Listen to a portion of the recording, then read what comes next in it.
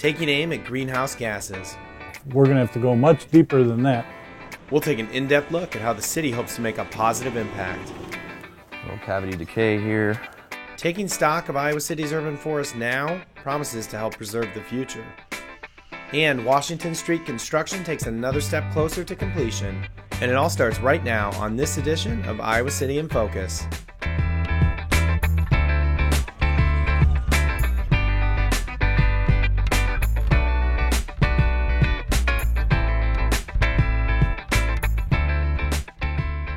Climate change has dominated national headlines as we approach a shift in our nation's leadership. And while questions still loom about what's in store at the federal level, the city of Iowa City is setting its sights high when it comes to climate action. I think cities are the ones that are really moving forward on this, and it's been hard to do it nationally. It's going to probably be harder now, but I think that cities are really where it's going to happen, where the change is going to happen. When City Council set its strategic plan, promoting environmental sustainability was at the top of the list. Part of the Climate Action Plan is to reduce greenhouse gases by getting on board with a worldwide movement. Iowa City was one of 3 cities in the Hawkeye State to join the Compact of Mayors, a global effort to reverse climate change. The first goal set by City Council falls in line with the International Paris Agreement, which calls to reduce greenhouse gases by 26 to 28% by 2025. The challenge is not math, the challenge is people. The challenge is figuring out how to do it here, how to reduce emissions here, given the complexity of industry, businesses, people, and so on. So we need to devise a means by which we can bring people along at a rate that they're willing to go along with. That 26 to 28% begins with a baseline of emissions from 2005. As you can see on this chart, the contributors are broken down by category and include industrial, commercial, residential, transportation, and the University of Iowa. Iowa City has seen a decline in carbon dioxide emissions since 2005, but the numbers are not pacing with the city's goal. To get there, though, we'll need a really strategic plan of how we're going to get there. And so the Climate Action Plan that we're going to be creating will have strategies and timelines and numbers of what we're going to do and how it's going to get us to that point. Furthermore, City Council has also set a goal of an 80% reduction by the year 2050. The next steps in this action plan include creating a community-based committee, as well as hiring a climate consultant to help meet those reduction goals. City of Iowa City operations make up 4% of the emissions. The 2 biggest energy users for the city should come as no surprise. And our 2 highest emitters are the wastewater treatment plant and the water plant. Again, it's producing about 5.5 million gallons per day right now. The city provides water for 75,000 people every day. It's no surprise that to do that takes a lot of energy. But the plant is taking steps to reduce that amount and become more efficient. We annually do leak detection in the city of Iowa City to try to pinpoint any sorts of leaks that we would have and then make timely repairs of them. From little things like more efficient lighting or monitoring temperature control. We have computer control of our heating and air conditioning systems to try to optimize our performance. To using top-of-the-line technology to ensure the process is as efficient as possible. Where we actually have the ability to monitor and trend our statistics on our amperage and our kilowatt draw. And we calculate our efficiency off of that then. Recycling materials like lime also plays a role in reducing waste. Byproduct of our softening process is a lime slurry that is moved to one of our 2 lime solids lagoons. And then annually we have a contract with a hauler that will haul the material out and land apply it on farmers' fields. So each of these lights have motion sensors on them. Located south of town, the wastewater treatment plant treats more than 9.5 million gallons of water each day.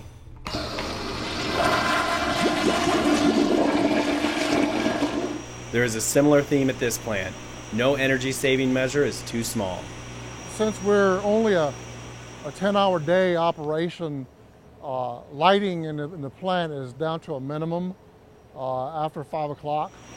And of course, embracing new technology also plays a role. This will regulate its speed. It is a turbo type blower, so it's a little more efficient lower power usage. As microorganisms feast on the bacteria of the wastewater, methane is released. As part of its sustainability practices, the wastewater plant traps that gas to put it to good use. So these are our boilers where we utilize for a heat source using the biogas that's produced in our digester, basically methane. As you can see right now, both boilers are in operation and we're burning the methane gas produced. That methane produces enough energy to heat some of the on-site buildings. And the leftover materials from the treatment process also get reused in the agriculture industry. The biosolids that it's produced from that gets land applied to farmers' crop fields. While both plants have taken action to reduce its carbon footprint, the city is always looking for that next solution. Of course, you and I also have to play a role if this process is going to work. Looking at the energy that they use in their homes and their cars and in their lifestyle and their habits and everything that they do, I think that would make a big difference. City Council understands that reaching these goals requires a community buy-in. There's only 7 of us. We need every one of the people that are concerned about climate advocacy to continue to work with us, because if it's just a resolution, we could have 100% or 150%, but if we don't have the collaboration of the community, that's not going to happen. Just like with the city's operations, small steps at home can make a big difference. Using programmable thermostats, turning down just a degree or two sometimes makes a big difference in how much energy you use. Not wasting energy in your home and unplugging your coffee pot when you're not using it, and some of those things. Driving less, driving a more fuel-efficient car, riding public transportation. If we all take a look at our daily energy usage, we can each find ways to do our part. The support of local businesses will also be crucial. In just a few moments, I'm going to introduce you to 3 businesses who are reducing carbon emissions through the use of solar power.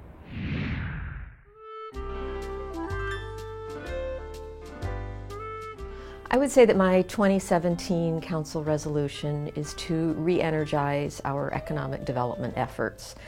We have a lot of things going on right now. We did the groundbreaking for the Chauncey just recently. The project at Court and Lynn is on its way up. We've had Big Grove is coming in down on South Gilbert Street. We've got a big apartment condo complex on South Riverside Drive.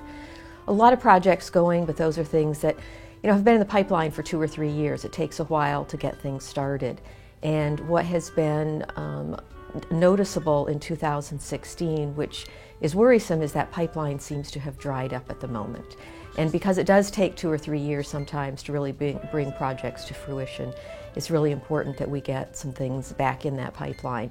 That economic development is critically important for our budget in terms of increasing our tax base and allowing us to fund things such as the senior center or affordable housing or parks and rec or even our public safety like fire and police. So for me, the biggest thing is re-energizing our economic development efforts for 2017. Basically we had our strategic plan that happened about a year ago where we discussed a lot of different points, and one of those big points was advancing social justice and racial equity. And so in 2017, I know it's coming up in February, we'll be looking at reducing disproportionality overall from a arrest standpoint. I'm really interested in doing that. I think from a council perspective, we've really pushed the agenda. From a city staff and police department perspective, we really pushed the agenda. And so to see that being not only at the forefront of our minds, but also looking at a potential goal for reducing disproportionality, I think is a huge achievement if we can make that goal something that we can achieve. We covered ways that you can help reduce greenhouse gas emissions, but a big part of the city's plan is going to rely on support from the University of Iowa and local businesses. It's good business to lower your emissions and to think green, and I think that we're going to have to include businesses and industry and reaching out to them. The city is committed to supporting businesses that are taking steps to reduce greenhouse gas emissions.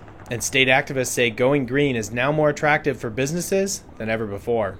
This is now common sense business for people that realize when they build a new building, when they modernize their manufacturing facilities, that if they do it in a green way, there's a break even in 3 years, in 5 years, in 8 years, in 10 years. And every year after that, subsequent to that, they're making money. Some Iowa City businesses have already come to that conclusion. I think we all have to be a little more sensitive with how we use energy. MC Ginsburg put 14 solar panels up this summer. This, along with switching to all LED lights, had a major impact.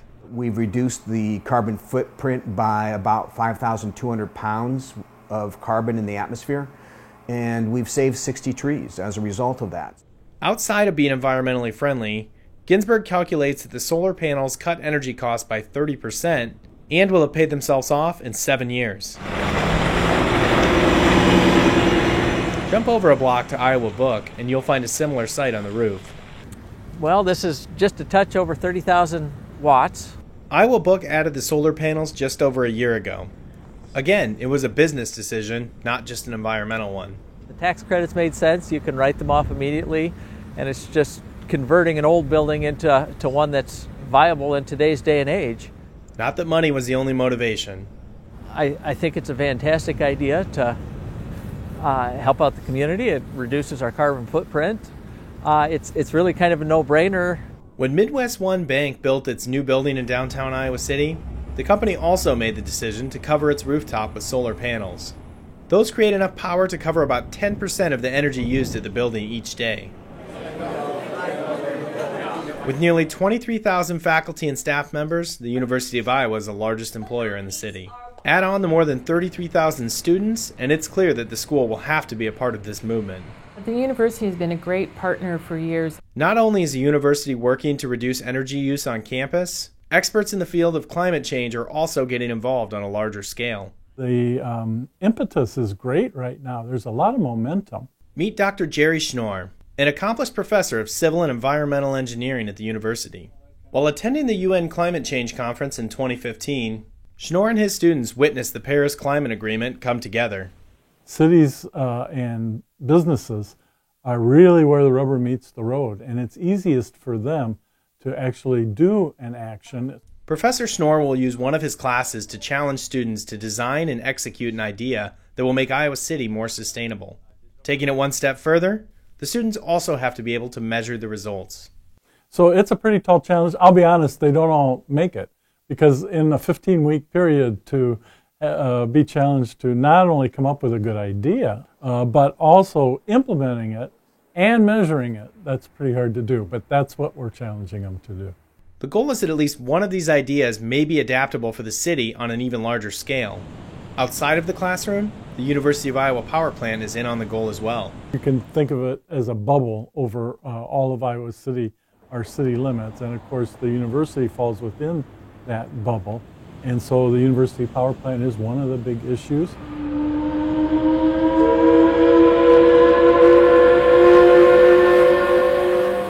There's always little nooks and crannies in the old power plant.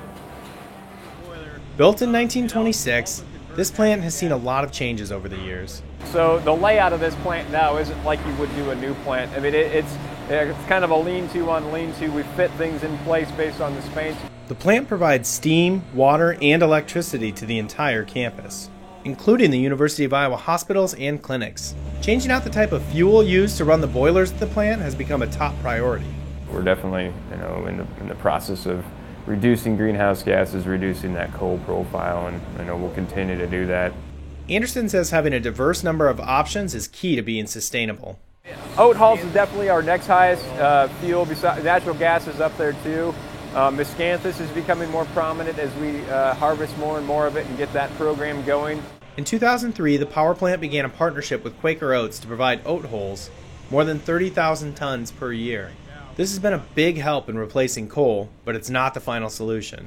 We were getting close to being able to max out on oat hulls, so the development of the next fuel is really important to us. Experimenting with different fuels is a common occurrence at the plant. So this boiler burns a mix of biomass and coal, energy pellets as well. This is the boiler we had near 90% energy pellets earlier this year. We've also ran it on miscanthus as well as wood chips. The ultimate goal is to be 40% biorenewable by the year 2020. The plant is about 20% right now. Just like the power plant, Iowa City has a long way to go before reaching its goals. And with a combination of support from industry, business, residents, and the university, the sky is the limit. everybody wants a better community. Everybody loves Iowa City, and I think that it's going to be great because I think that a lot of people are going to be willing to do their part.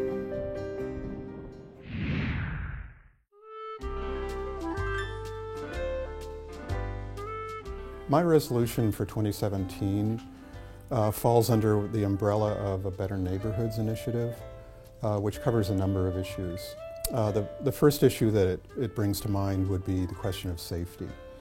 And one of the issues that the community has been addressing over the last number of years is the disproportionate contact that our minority community has with the police department. We have a new police chief now. I'm looking forward as a council member to be working with the police chief to see how we can bring our disproportionate contact percentages down significantly. Another issue with regard to safety that I'm interested in is traffic safety. And I want to make sure that as a community our neighborhoods are safe in terms of getting to and from school, to and from our neighborhood parks, as well as just as you move about Iowa City. So this is something that I personally have been addressing as a council member over the past year of how can we calm traffic and get a better balance of walking, bicycling, and transit, reduce our use of and dependence on the automobile. But if we don't have safe routes around the community, that's going to be difficult to do. So that's something that I'll be promoting as well. My New Year's resolution for next year, this being my last year on the council, I'm the last of the homegrown city councilors, and only one born and raised in Iowa City. I would like to see this council be a little warmer toward the business community and the development. It's been this last 3 or 4 months we've had really nothing coming forward, and I would really like to see us start growing again, because to get all of our wish list done, we need to continue to grow, not stay stagnant. So that's my New Year's wish. We walk by them every day, often without thought of what they do for our community. But the trees of Iowa City are an extremely valuable asset. That's why the city is taking an inventory, putting all 50,000 of them just a click away from our forestry experts. So we have a black ash. You just enter the species. You may have seen TJ Wood walking around town in the past few weeks. He's an arborist for Planet Geo, a Colorado-based company that has been brought in to take stock of Iowa City's trees. First and foremost, it gives you overall numbers and where they're located and the condition that they're in. Planet Geo collects data on every tree in Iowa City, putting it into a customized electronic database for the city forestry department. With that, they will collect a set of data for each tree, size, condition, species. This mapping program can then be used to help better manage and grow Iowa City's tree population. To get a really good sense of what the city of Iowa City has for its urban forest, and to be able to manage that urban forest to the best of our abilities and keep it as healthy as we can. Wood spends his day walking from street to street, taking inventory of as many trees as he can. We get about 200 to 300 trees per day. Along with the location and size of each tree, the arborist is able to assess any threats as well. Then we're assessing observations. Is it in conflict with hardscape? Is it in conflict with buildings, pedestrians, overall vehicular traffic? This sounds complicated, but Wood makes it look easy. So you want to assess that as you walk up to the tree. You're assessing the crown, the branches, the overall structure of the tree.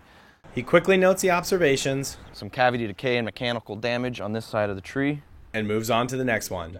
The data collected can be used for many different things, but it could be most valuable when it comes to invasive species. The emerald ash borer has brought this to the forefront. Accidentally transported to the United States in 2002, this Asian beetle has been spreading across the country since. And these are one of the species we're watching out for emerald ash borer in. The larvae feed on the inner bark of ash trees, preventing the tree from dispersing water and nutrients, potentially leaving a trail of destruction. Say, for example, trees start going down due to emerald ash borer. The city will have the locations of these trees, what condition they're in, so they can actually start preemptive removals or preemptive treatments. The ash borer is just one of many invasive species or diseases that could make the geodata invaluable to the city. There are also practical uses for developing the future landscape of Iowa City's urban forest. Another thing we can do is keep an eye on our percentages of species we're planting so we don't plant too many of one type. The program also calculates the value of the tree, which includes many benefits that we often take for granted. The property value that the tree helps with the adjacent property. It'll give us stormwater, how much stormwater is being pulled up and out of the system that the tree is using, oxygen exchange. It gives us a lot of different information. The goal is to have the inventory completed this spring, giving the city a superior method for managing our trees. We can find trees that maybe need more work or may be entering into the hazardous zone, and we can keep a better eye on those trees. And the end result should benefit us all. Trees are just good for the ecosystem and good for the community.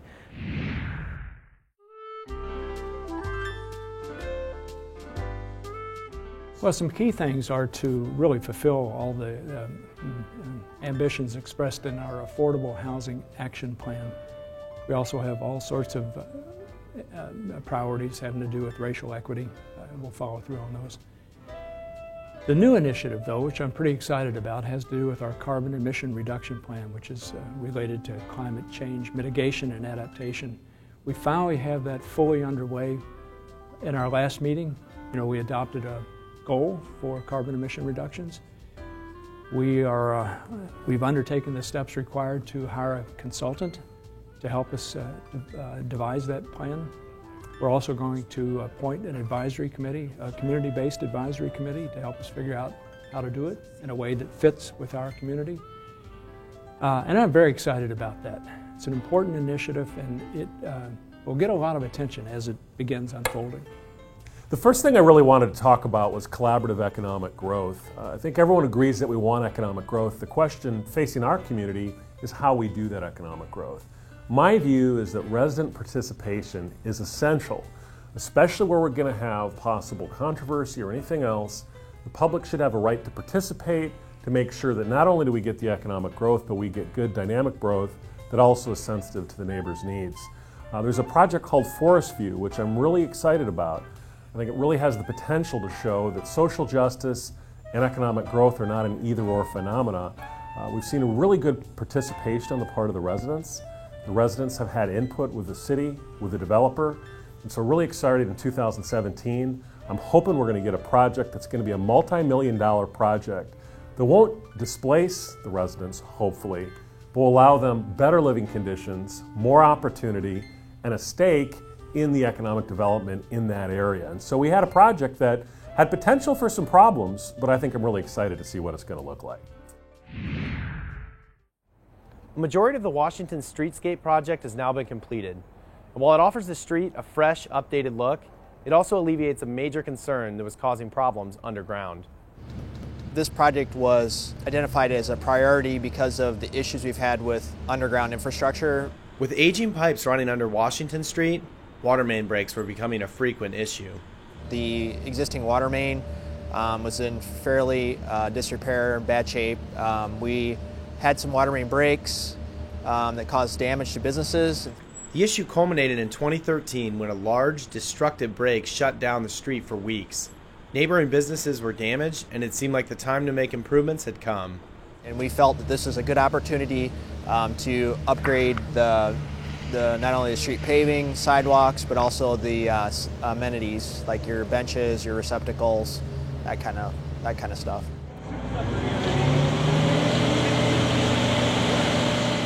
The Washington Street project is actually part of a larger plan that gives the downtown and pedestrian mall a facelift as well.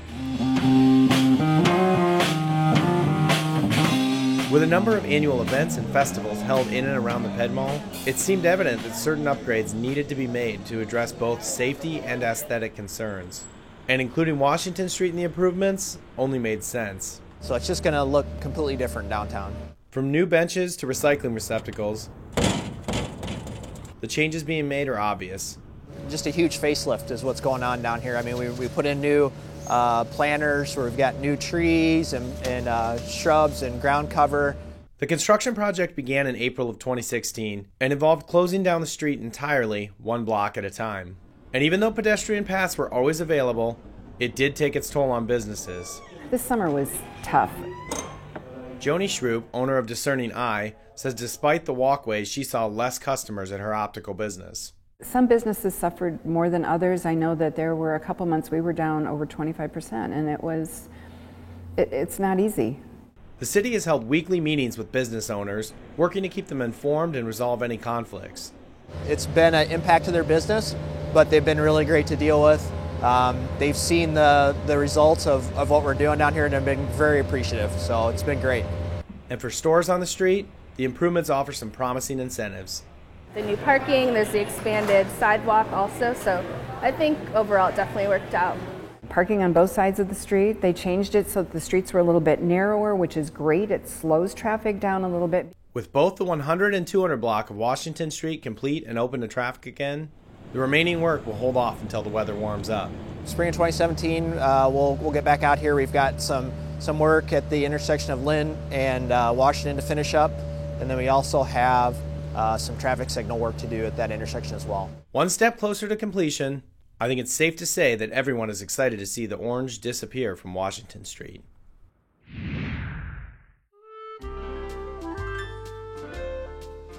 Well, as a council member, my resolution for 2017 is one that I believe we made great strides towards in 2016, and that is to work together to increase available affordable housing in Iowa City. And so for 2017, I would like to see progress towards achieving the action steps that we actually set last year to help address that problem. We've already adopted 2 of those, and that was the inclusionary zoning and the riverfront crossing, as well as the FUSE program, which is going to be very helpful. And then in October, we of course awarded $500,000 to the Housing Trust Fund, and I'd like to see that be able to be continued. We can't solve the problem overnight, and we're not alone in this. It's a nationwide problem, and with declining federal funds, that makes it even more difficult. But with all the agencies working together that we have here, we have a wonderful opportunity, wonderful wealth of folks that want to achieve that same goal. The Affordable Housing Coalition, the Neighborhood Services, Housing Authority, Housing Trust Fund, and of course the Shelter House. So working together, and then the other goal that I'd like to see a little more progress towards is a buy-in from the community and surrounding communities, North Liberty and Coralville, but also the builders, the developers, and the owners of property, that they would increase the amount of affordable housing available in Iowa City. I'd like to thank Martiza Garcia for sending me this picture of her family's Christmas tree. Share your pictures with me for a chance to be featured on the show. You can send me those photos a few different ways. You can email me at jack-brooks@iowacity.org or share them with us on social media. City Channel 4 has both a Facebook page and a Twitter handle. Next time on Iowa City in Focus, we go one-on-one with Iowa City's new Chief of Police as he gets started in his new role. Make January a great month. We'll see you next time on Iowa City in Focus.